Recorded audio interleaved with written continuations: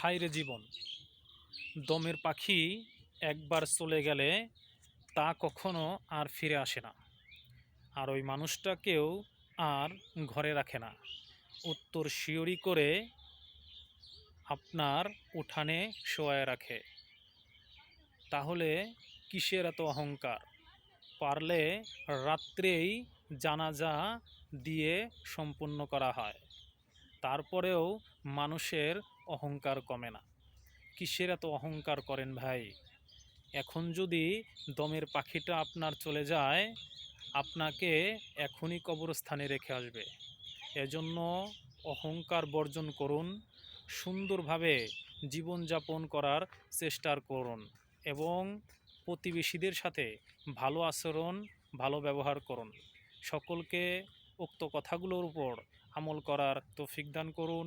আমিন। আসসালামু আলাইকুম ওয়া রাহমাতুল্লাহি ওয়া বারাকাতুহু।